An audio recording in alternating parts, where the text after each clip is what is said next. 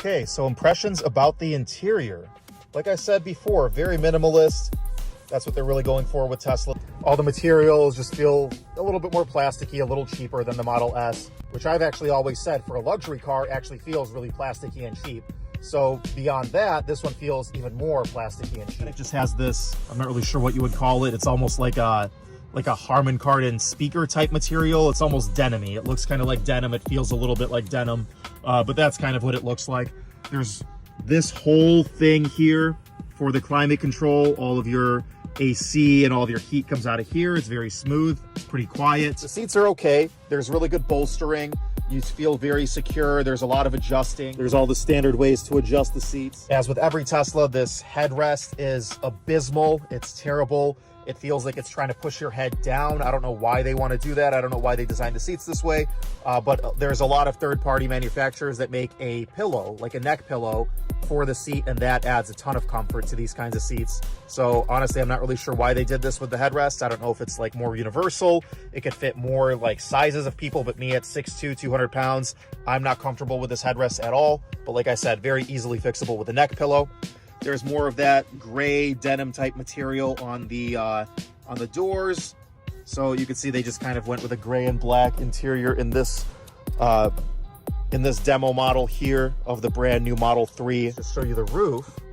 If you could see that, that's pretty cool. It's a whole glass roof with just one little crossbar right there. And one thing that Tesla does that I really, really appreciate, I'm not sure if most new cars do this, but I know most older cars don't, is even the back seats get these little airplane style reader lights, which I actually really appreciate in my Model S. So I think they're pretty fantastic. And so let's actually get out. So to get out, by the way, here's your window controls, very standard, auto down, auto up. You know, they don't feel the need to tell you that it's all auto. They just kind of assume it's something every car should have. So sure enough, it's just what they do. And then to get out, there's no handle. Again, it's just a button. Everything in here is about buttons. So you push the button, you push the door, and you get out.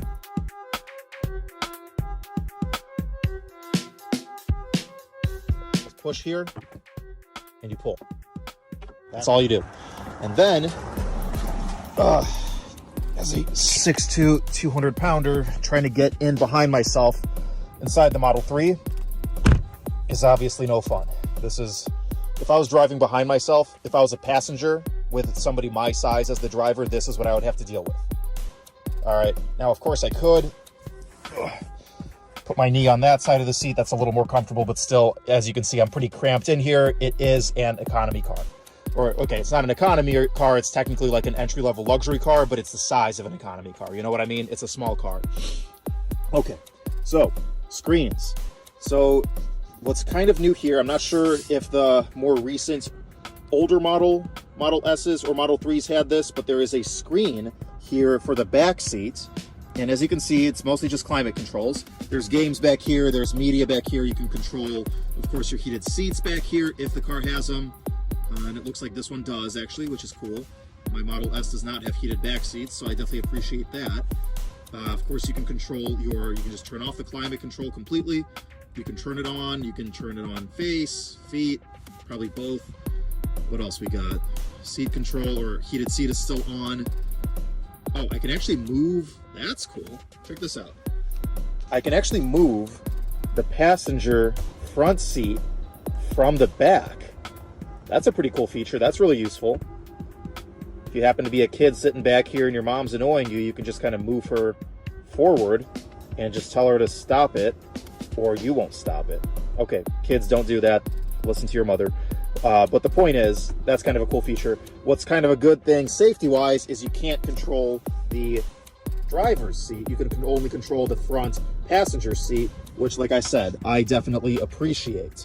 I'm not feeling this heated seat quite yet, so I don't know what's taken so long. There's also games, as you can see here, a whole bunch of them. Vampire Survivors, Cat Quest, cute, chess. Okay, if I was back here, I'd probably just be playing chess all the time. But anyway, I think that's pretty cool. Having some media and also being able to control your climate control from the back seat. So I do appreciate that. What else? We've got that same material on all the interior doors. We have our auto down, auto up, of course, window control. We have our button to get out. You have to keep holding it. You can't just press it once. They completely removed the turn signal stocks. Now you got these buttons. So you initiate the turn signal by pushing the button, and then you also turn it off by pushing the same button. There's no more turn signal stock. There's no more putting it in drive or reverse with a turn signal stock. That's gone too. What you actually have to do is put your foot on the brake, and then this little thing will come up where you get to pull back for reverse. And then of course the reverse camera comes on and you push it forward for drive. And of course you just push the button for park, tap for park. Very, very simple. Let's adjust the climate control because this is a bit too warm for me. So let's make it 63. And as you can see, it's very modern. It shows you the whole car. It's kind of cool. A little more modern than my old Model S. So it's got the heated steering wheel on. I'm going to turn that off. And then we can turn the seats onto 3, 2, or 1 for heat. And I don't think this one has cooled seats. So yeah, no heated seats for me. And then of course there's a heated steering wheel, which I also don't want because I'm actually quite warm. The reason I activated this is I actually want the back window to get some defrost. So I'm actually trying to figure out how to do that. Hey, look at that. It's self-explanatory right there. I'm going to do the back window defrost. And then of course you got your passenger seat, heated seats, and temperature and all that good stuff. Now turn left onto Mayfield Road. One thing that I'm still not quite used to is these turn signal stocks, or that are yet lack thereof, having to press a button for a turn signal. One, they're kind of hard to push, so I could see that being annoying on a day-to-day basis.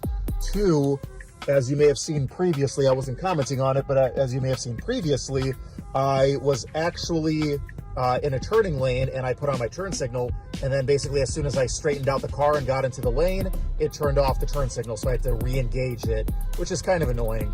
I could see that getting annoying on a day-to-day basis. So that's just one thing. I get it. I see what they're trying to do. I understand the whole minimalist thing, you know, trying to do as few buttons and stocks and everything as possible, but that one's just kind of annoying, and I don't know.